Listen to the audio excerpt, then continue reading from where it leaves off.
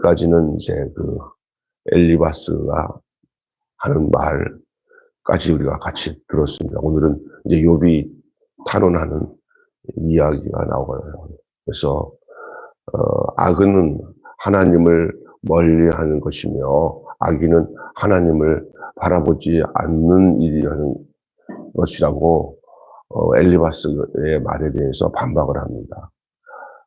욥 자신이 간절히 하나님을 대변하여 자신이 틀리지 않았음을 입증해 보려고 하고 있는 것이 오늘 본문의 고백이에요. 그러나 하나님께서 대답하지 않으시고 또 정당한 판전이 내리지 않는 현실에 고통스러워합니다.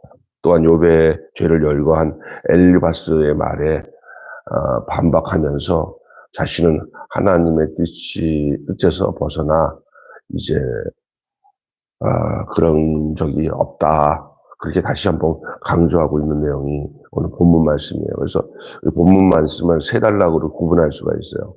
1절부터 4절 말씀이 욥의 탄원, 그러니까 뭐냐면은 그분께 나갈 수만 있다면, 그러니까 욥의 탄원의 첫 번째 그분께 나갈 수만 있다면 이러한 말로 탄원을 하고 있어요. 또 10절부터 12절은 욥이 자기 무죄를 주장해요. 자기는 너희들이 말한 것처럼 그렇게 죄를 져서 이제 고난받는 게 아니라, 나도 몰라. 나도 어떤 일인지 모르지만 하나님이 나를 어떻게 하셨는지 나는 그런 죄의 결과로 온 그 무죄함이 아니다. 그렇게 얘기를 하는 거예요. 그래서 무죄를 주장하고, 그 다음에 13절부터 17절에는 그러나 모든 것의 주권자는 하나님이시다. 하나님의 절대 주권에 대해서 얘기하고 있는 것이 오늘 본문 내용이에요. 이렇게 본문 전체를 살펴보면서 오늘 본문 읽은 말씀을 가지고 주께서 오늘 우리에게 뭘 말씀하시는지를 오늘의 말씀으로 함께 좀 더 살펴보는 그런 시간을 갖겠습니다. 오늘 본문 말씀은 한번 따라서 합시다. 하나님은 아신다. 여러분, 내 삶의 모든 것을 하나님이 알고 계신다 할 때 어떤 생각이 들어요? 저는 두 가지로 반응할 것 같아요. 하나님이 내 모든 것을 아신다 그럴 때 하나님 앞에서 점과 흠이 없이 정말 하나님만을 의지하고 순전하게 사는 사람에게는 그 하나님이 아신다는 게 아이고 다행이다. 내 마음 아시고 내 상황을 아시니까. 우리 학교 다닐 때 못되게 행동하는 애들이 하나님 선생님 앞에서는 알랑방구 끼고 또 애들을 괴롭히다가 또 착하게 사는 애들은 또 선생님 말 잘 듣고 있는 애들은 선생님은 전혀 모르고 있다고 생각하다가 나중에 누가 얘기하는데 야 선생님이 다 아신대. 선생님이 다 알고도 그렇게 그냥 할 수 없이 참고 계시면서 다 지켜보고 계신데 그럴 때 착한 애들 부리는 야 다행이다. 그런데 그 못되게 행동하면서 선생님 눈 다 가려우면서 선생님한테는 알랑방구 끼고 애들을 괴롭히는 애들은 그것을 알게 되면 선생님이 그 사실을 알고 있다 그러면 어떨까요? 걔네들 두렵죠. 아이씨, 큰일 나면 선생님은 모르는 줄 알았더니 다 알고 있네. 와, 무섭네. 선생님이 모른 척 하면서 다 그러냐. 그러죠. 예? 우리 하나님 다 알고 계셔요. 욥을 알고 계시고, 욥의 세 친구를 다 알고 계시고, 저를 알고 계시고, 선하자매를 알고 계시는데, 선하자매는 전자에 속한지 후자에 속한지 모르겠어요. 선생님이 알고 있는 것이, 하나님이 알고 계신 것이, 내 마음을 편하다. 정말, 난 참 다행이다. 아유, 몰랐으면 큰일 날 뻔했네. 그런 사람인가? 아니면, 선생님, 하나님이 알고 계셔. 큰일 났네, 이거. 난 이제 큰일 났네. 이러면 어떠냐, 말이에요. 후자하면 안 돼. 우리가, 욥은 이런 면에서 하나님이 아신다는 이 고백이 욥에게는 얼마나 위로가 되는지, 그걸 전적으로 인정하고, 그걸 고백을 하는 거예요. 오늘 그 내용이 구체적으로 오늘 본문에 담겨져 있는데, 여러분, 하나님의 위로와 사랑의 손길은 어떤 식으로 세상에 드러납니까? 하나님의 위로, 하나님이 우리를 위로하신 것과 하나님의 사랑의 손길이 어떤 식으로 세상에 드러날까요? 우리가 고난이 닥쳐올 때 하나님의 뜻을 이해할 수 없어서 의심하고 항변하기도 합니다. 그래서 사람 살다 보면 하나님을 믿고 신앙생활 나름대로 잘하고 순순하게 사는데 막 사업이 안 되고 자식들이 힘들어지고 이럴 때 하나님 앞에 항변을 하게 되죠. 늦게라도 왔네요. 그냥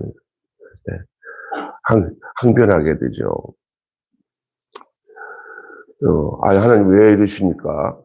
제가 뭘 이렇게 잘못했다고 이렇게 어려운 상황 속에서 그래도 당신을 잘 믿고 산다고 나름대로 했는데 나는 왜 이렇게 하나님 아버지 이렇게 고난만 겹칩니까? 이렇게 하나님 앞에 하나님 뜻을 이해할 수가 없어가지고 그냥 눈물 흘리면서 그 삶의 고통을 항변할 때가 있어요. 어떨 때는 믿음이 없으니까 저렇게 날마다 하나님 앞에 투덜거린다고 하지만 반대로 생각하면 하나님을 믿기 때문에 하나님께 투덜거리는 거예요. 만약에 하나님도 알지 못하면 하나님에게 찾지 않고 지멋대로 나가서 뭐 술을 먹든지 방탕하든지 뭐 그냥 다른 약을 복용하든지 아니면 딴짓거리 하면서 그냥 그렇게 하면서 아무 개념 없이 살 수도 있는데 그냥 내 고통이 왔을 때 하나님 앞에 가서 하나님 나는 왜 이래요? 왜 이렇게 다른 사람들은 그냥 멀쩡하게 대충 이렇게 해도 하나님 사랑해 주는데 나는 왜 그래요? 이런 항변을 하잖아요.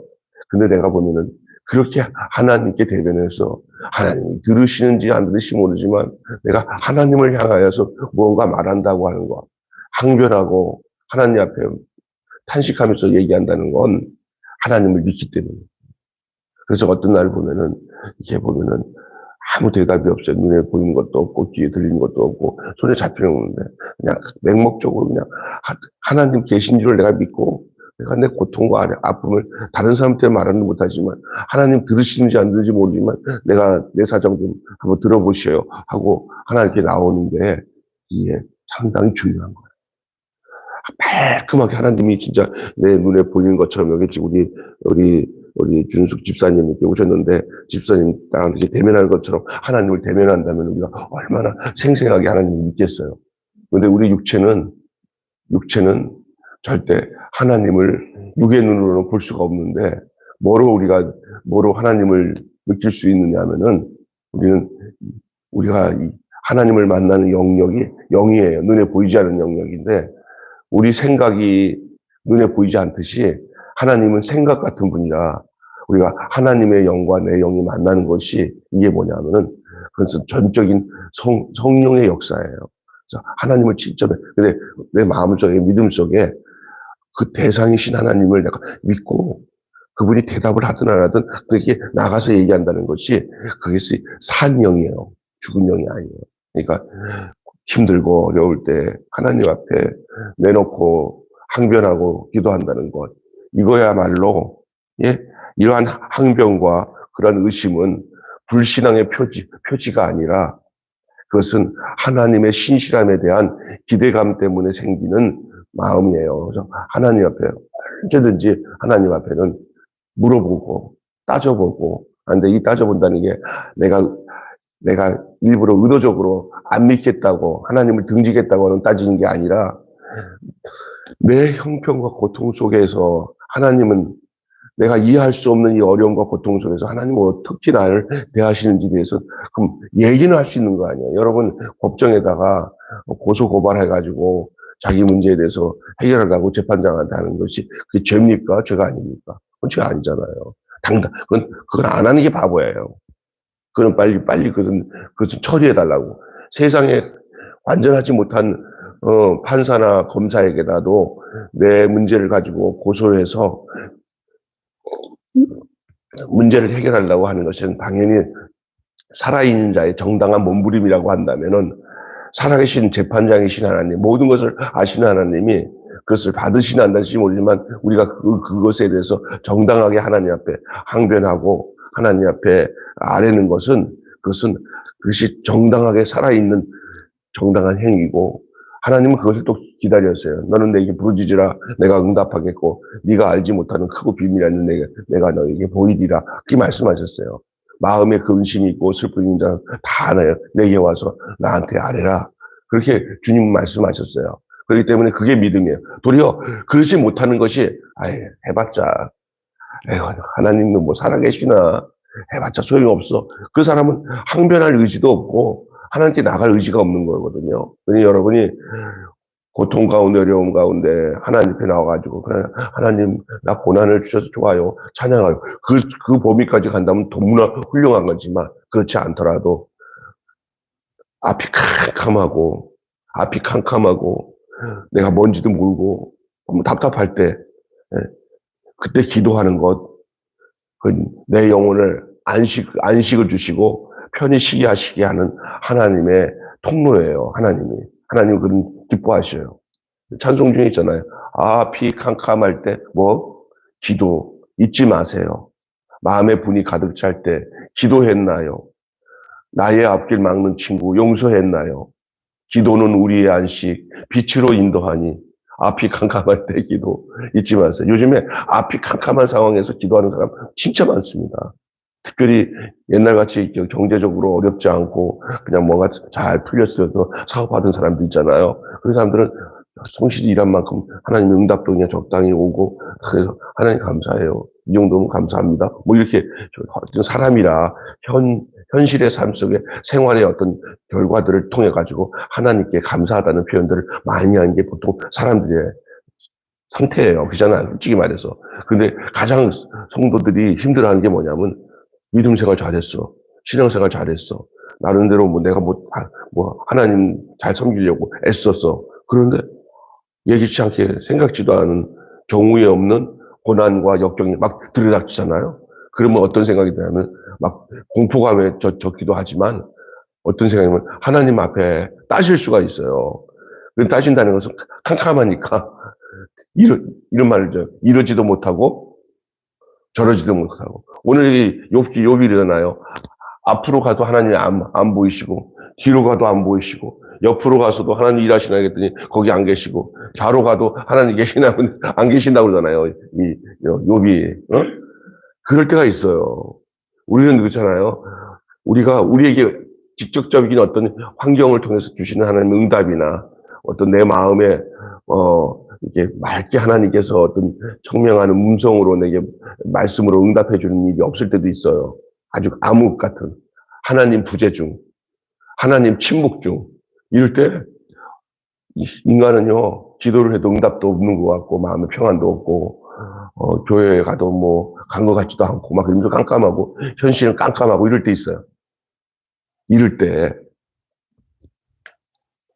탄식하고 하나님께 그래도 그 탄식의 줄을 붙잡고 하나님께 호소하고 간구하는 것이 그 성도가 그나마 하나님께서 그 성도에게 은혜를 주셨기 때문에 기도라도 하는 거예요. 기도라도 한다는 게 아니면 기도를 한다는 거예요. 근데 그때가 가장 뭐냐면은 그의 신앙이 크는 시기예요. 여러분 아기를 키워보면 알지만 어떨 때 아기가 똑똑해지는지 아세요? 잠 잘 자고 먹고 가는 애들은 머리가 안 좋아요. 자주 아픈 애들이 머리가 좋아. 그래갖고 그죠? 아팠다가 다시 회복되고 아팠다가 회복하는 애들이 똑똑해. 그런데 그냥 먹으면 바보같이 무용통하게 먹으냐고 착한 애들이 그렇게 머리가 그렇게 똑똑하지는 않아요. 그래서 우리 자녀들도 보면은 이게 성격 좋은 애들이 일시적으로 어렸을 때 별로 똑똑하지는 않는데 이렇게 칭칭할 잘하고 아프고 잘하는 애들이 또 말도 빨리 하고 눈치도 빠르고 빨라요. 우리 큰 딸은 좀 그런 스타일이고 우리 작은 딸은 성격이 좋고 이렇게 스타일이에요. 우리 형은 그냥 좀 굉장히 머리도 좋고 그래요. 네. 우리 형은 고대 다녔다가 나온 고대예요. 지금 우리 형이 IQ가 높아. 나는 그냥 별로 그냥 주는 것만 조금 안 아파. 그런데 근데 제가 왜 얘기하는지 아세요? 우리의 신앙도 그래요. 어려움이 있을 때 그 어려움이 다 어려운 것만 아니에요. 하나님을 더 알아가게 하는 어떤 단계적인 과정이에요. 그러니까 그걸 너무 어떤 일이 생겼을 때 호들갑 떨면서 죽을 걸 생각하지 마세요. 살아있으면 하나님이 다 이끌어서 인도하셔요. 그냥 숨 쉬는 것만 해도 찬양하고 기뻐하시면 하나님이 인도하신다는 걸 믿으시면 돼요. 제가 어렸을 때 우리 집사님도 그렇지만 뭐 저보다 약간 연장자니까 마찬가지고 우리 선화자매도 어렸을 때 얼마나 어렵게 살았어요. 다들. 그죠? 편하게 산 사람 별로 없어요. 다 그냥 부모님 세대 보면은요, 예? 다 나름대로 다 어렵게 살았어요. 그냥 학교 가면 그냥 여자애들 같은 경우도 어렵게 사는 애들 보면 머리에서 막 이가 질질 떨어지고, 쟤랑 짝 안 할래요. 막 그러고 막 진짜 어렵게 사는 사람도 많았어요.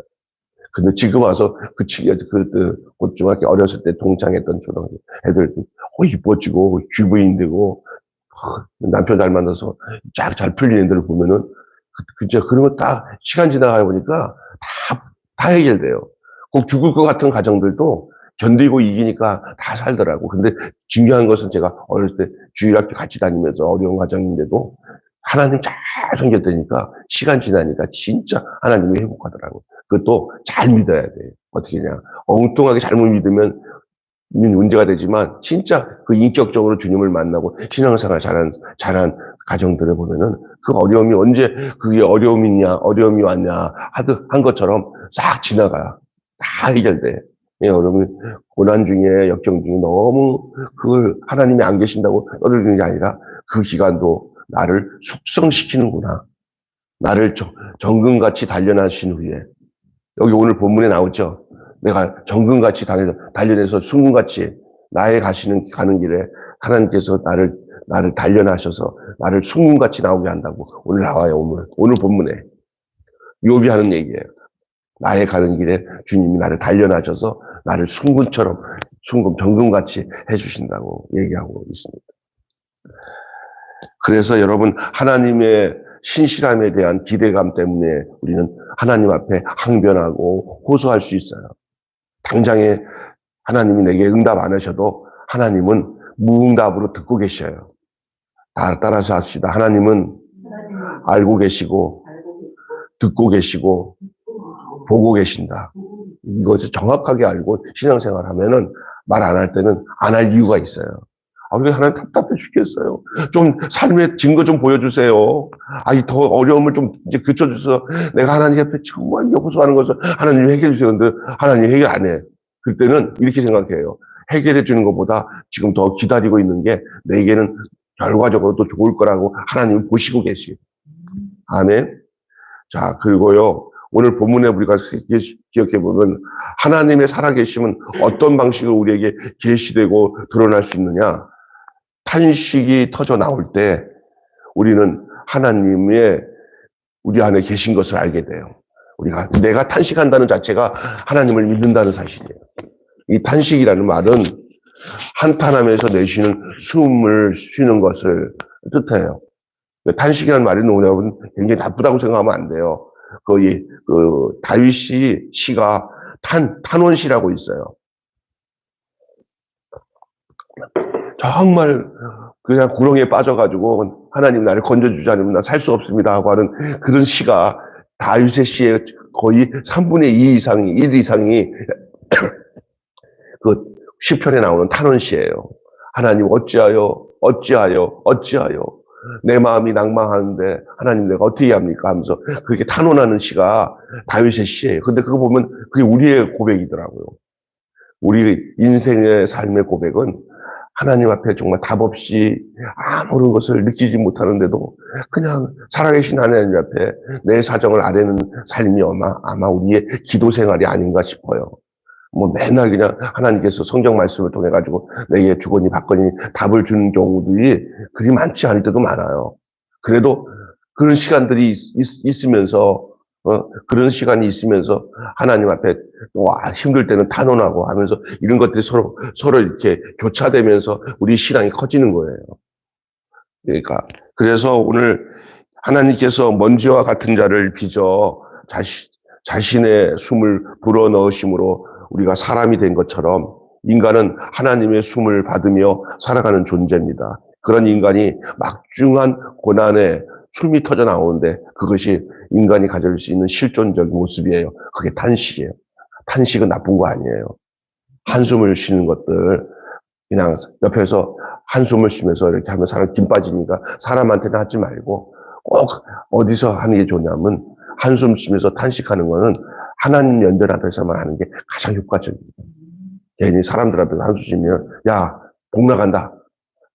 다 너무 힘드니까 우리 어머니가 옛날에 보면 가끔 하다가 빚에 시달리고 우리 아버지가 저지르 놓은 것이 너무 커가지고 정말 잘 살다가 갑자기 그냥 꼭 학고방지 같은 데로 그냥 그래갖고 딱지부터 갖고 다 날아가 버리고 가장 중요한 우리 청소년 시기에 저희 아버지의 그 빚으로 인해서 잘 사는 최고로 잘 살다가 최고로 가난해진 경험 해봤어요.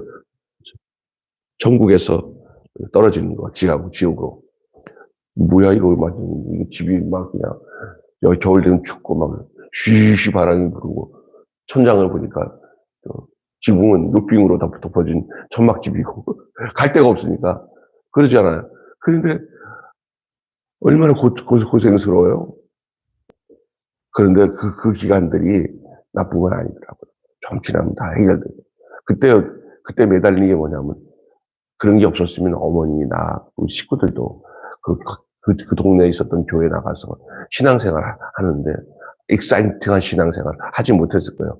등 따시고 배부르니까, 근데 그때 이제 진짜 우리 엄마, 애기만 우리 동생 포대기라고 업고 새벽이네 가서 그때는 이런 의자도 없이 그 뭐죠? 방석에다 깔고는 이렇게 엎드려서 하나님께 기도하고 또 나가서 또 상추 장사나 무슨 장사한다고 또 메고 나가서 일하고 그게 눈에 선해요. 병수야, 나 어두운 길인데 내가 4학년인데 5학년인데 엄마가 오면 힘드니까 너 새벽에 같이 가려고. 알았어. 안 일어나니까 이만한 바늘로 푹 찔러가지고 껴가지고는 죽겠네. 하고 따라가. 그러다가 은혜를 받아 목사가 됐으니까. 네. 자, 근데 생각해보면 그런 고난의 길 없이 그냥 좋은 환경에서 있으면 퍼져도 그냥 있으면 그 어렸을 때 그 새벽에 가서 말씀 듣다가 소명을 받았을 텐데 안 그랬으면 그냥 지금 그 하나님에 대한 인식 없이 어렸을 때 그게 좋은 거예요. 그러니까 힘들 때 하나님 의지하고 고난이 그때는 입에서 나오는 게 다 탄식이었어요. 어려우니까. 근데 그 탄식이 숨통을 여는 거예요. 탄식이 숨이에요, 숨. 그래서 여러분 그 시편에 보면은 내 영혼을 소생시키시고 자기 이름을 위하여 의의 길로 인도하신도다라고 시편 23편에 나오잖아요. 내 영혼을 소생할 때 이 소생을 뭐냐면 이렇게 돼 있어요. 숨통을 여시고. 여러분, 하나님 앞에서 탄식은 숨통이 여는 시간인 줄로 믿습니다. 그게 살아있는 기도예요. 따라서 숨통을 여시고. 오늘 아침에 뭐 하러 왔어요? 숨통을 열려고 온 거예요. 예? 그게 이제 인간 숨통을 여시고가 소생시키는 거예요, 소생. 소생이라는 말이 숨통을 여는 겁니다. 그거 왜 그러냐면요. 그 시편 얘기 좀 하고 그래. 좀 가더라도. 허리 아파요. 그럼 좀 일어나세요. 일어나세요. 허리 아프면. 저기, 양들이 살이 쪄서, 이렇게 팍 뒤집어지면은, 바퀴벌레가 뒤집어진 것처럼, 예? 뒤집어진대요. 그러면, 양이 살은 찌고 털이 많고, 발모가지가 요만해가지고, 이게 자기 스스로가 엎어지면은, 이렇게 돌려가지고, 제대로 위치로 돌아서지를 못해요, 양이. 이제 양과 목자라고 하는 책에 보면, 양을 키운 목사님이 직접 얘기하는데, 그래서 어떻게 되냐면요, 목자가 발견해가지고 그 양을 이렇게 엎어놔야 그 양이 숨을 쉴 수 있어요. 빨리 안 하면 또 어느 날은 또 딱 멎어버려요. 숨이 멎어버려요. 그러니까, 근데 기가 막힌 것은 양의 목자가 양이 뒤집어진 게 양떼가 많은 데서 양이 뒤집어진 것을 게을러서 발견 못하면 큰일 죽는 거예요. 근데 수시로 이렇게 뒤집어 보면은 양 그 많은 데에서 양이 뒤집어졌는지 어떻게 알아? 근데 웃기는 게 있어요.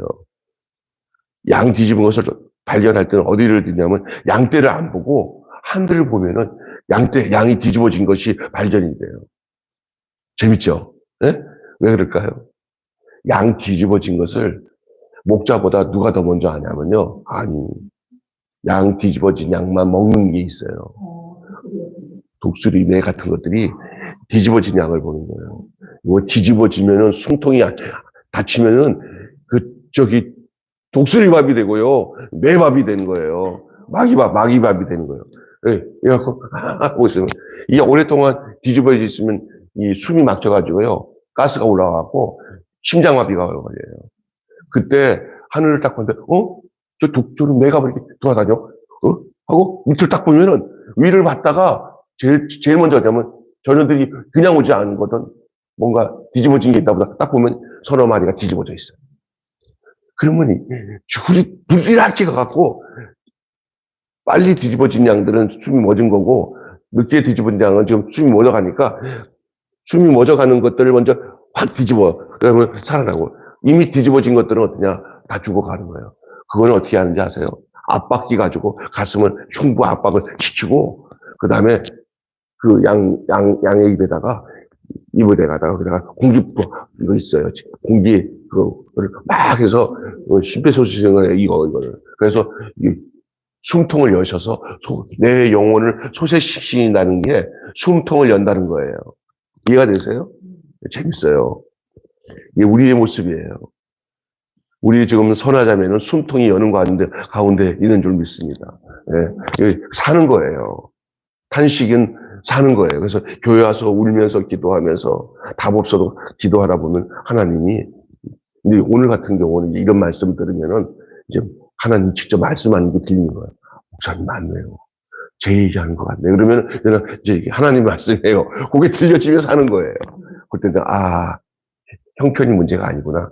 하나님이 문제구나. 내게 하나님이 계시구나 하는 안정감이 생기는 거예요. 그래서 목자가 늘 뭐냐면 워워 하면서 목자 소리를 들려내요. 그래서 자기 양떼가 목자의 소리 듣고 그다음에 목자가 늘 부르는 이 하프나 이게 나팔을 불면은 내 곁에 목자가 계시구나 하면서 안심을 갖는 거죠. 지금 시편이 강의를 하는 것 같이 돼버렸어요. 빨리빨리 갈게요. 그렇기 때문에 우리가 살리는 숨이 더욱 절실합니다. 그것이 위로의 숨결이에요. 위로의 숨결. 만질 수 있는 위로를 오늘 본문은 얘기해요. 욥은 다투시는 하나님이 아니라 탄식을 들으시는 하나님을 발견합니다. 찾았어요. 이제 그동안 얘기를 하다가 하나님께 대해서 항변하고 다투듯이 얘기하다가 이제 시간이 지나면서 욥은 고난 속에서 뭘 하냐면 내가 이렇게 탄식하는 가운데 내 탄식을 하나님이 들으시는구나. 내가 숨 쉬는 것을 하나님이 다 들으시는구나. 이걸 아는 거예요. 여러분, 내 어떤 형편과 내 삶의 조건이 응답의 조건이 아니라 이런 것들은 언제든지 가변적으로 바뀔 수 있고 이것이 하나님과의 직접적인 믿음이 우리에게 주는 건 아닙니다. 하나님은 내가 어려운 가운데도 계시고 내가 병든 가운데도 계시고 내가 건강한 가운데도 계시고 내가 사업이 잘 돼도 계시지만 내가 망할 때도 계시고 내 형편과 상관없이 하나님은 또 동일하게 여전히 나를 살피시고 나를 보시고 들으시고 아시는 하나님이신 줄 믿으시길 바랍니다. 근데 우리는 어떻게 생각하는지 알아요? 신앙의 중심을 내 중심으로 살면서 내 형편에 대해서 뭔가 안 나타나면 하나님이 없는 거라고 생각해요. 그러지 마세요. 또 하나는 답답할 때도 하나님 계셔요. 내가 답답한 거지 하나님은 내 상편에 대해서 지켜보고 계세요. 그리고 또 하나는 나를 나보다 더 많이 하셔가지고 어느 때 나에게 이렇게 나를 다룰까에 대해서는 하나님이 진단하는데 어떤 경우는 택한 사람은 그걸 견뎌요. 그러나 택정함을 받지 못한 사람들은 거기서 이렇게 낙오되는 경우가 있어요. 참 안타까운 거예요.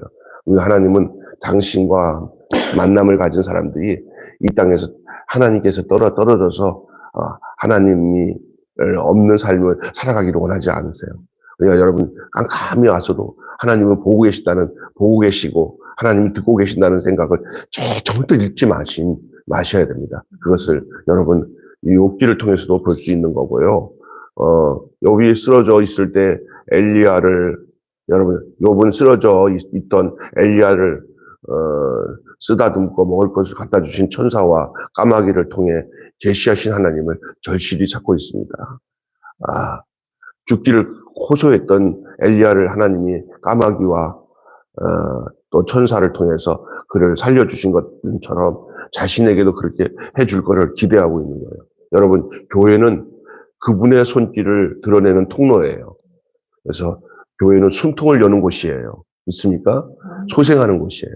그래서 교회에서 신앙생활하면서 교회가 나를 살리는 곳이 돼야지 교회가 나를 압박하고 힘들어하는 곳이 된다면은 좀 재고해 봐야 돼요.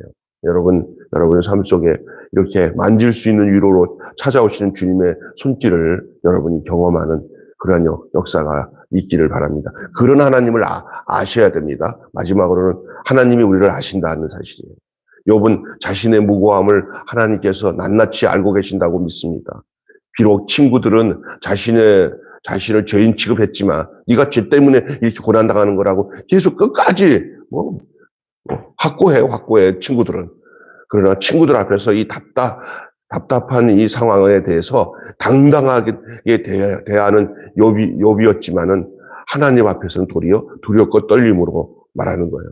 친구들 앞에서는 지금 내가 야 너희들 말이 틀려. 나는 너희들이 말한 경우로 내가 죄가 있어서 이렇게 고난당하는 게 아니야 라는 사실에 대해서 뒤로 물러서지 않지만 다시 하나님을 향해서 대할 때는 욥이 그때는 하나님 앞에 두렵고 떨림으로 대하는 모습을 볼 수가 있어요. 이게 진짜 신앙이에요. 그가 하나님을 경외하기 때문에 그런 것이었죠. 결론 맺고 마칠게요. 모든 생명체는 숨을 들이쉬고 내쉴 때가 있어요. 날숨과 들이키는 쉼과 내뱉는 쉼이에요.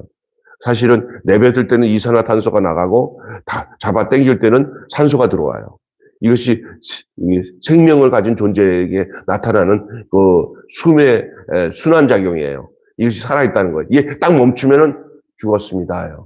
여러분, 숨 쉬고 있다는 것은, 뱉는 숨과 들이키는 숨이 있다는 거예요. 여러분. 그러면 숨을 들이쉬고 내쉴 때가 있을 때 살았다고 하는 것처럼 탄식은 한숨이 터져 나오는 거예요. 살아있는 거예요. 탄식하세요. 그게 숨통을 여시고 영혼을 소생하는 거예요. 그에게 들숨이 필요한데 그때는 위로와 사랑이 바로 들어오는 거예요. 내가 한숨을 쉬잖아요. 탄식하잖아요. 그럴 때 하나님은 내게 위로와 사랑으로 내게 들어와서 나를 살리시는 거예요. 근데도 숨도 쉬지 않고 그냥 죽겠다고 가만히 있으면 망하는 거예요. 이 말은 간단하게 말하면 힘들고 어려울 때 기도하지 않으면 죽습니다. 기도는 나를 살리는 탄식과 같은 거고요. 영혼을 소생시키는 작용이에요. 성령님이 찾아오셔서 나에게 기도하게 하시고 숨을 쉬게 하시는 것은 이 말은 다른 말로 하나님께 진솔하게 무슨 당장 응답을 얻는 것이 이것이 해결되게 해주세요. 이것이 해결돼 주고 하는 게 기도가 아니라 내가 사는 거예요. 기도해야 내가 삽니다. 왜냐하면 영혼이 소생되는 거예요. 그 신비한 작용이 영적 작용이 이 기도 속에 있어요. 그래서 누가 와서 정말 큰 기도라고 해서 막 소리내고 울고 기도하는 것도 중요하지만 그냥 와서 하나님 하고 2번, 3번 한숨만 쉬다가 교회 문 열고 나가도 그것도 사는 거예요. 그냥 그거마저 안 하고 교회 가서 나 제발 잘해.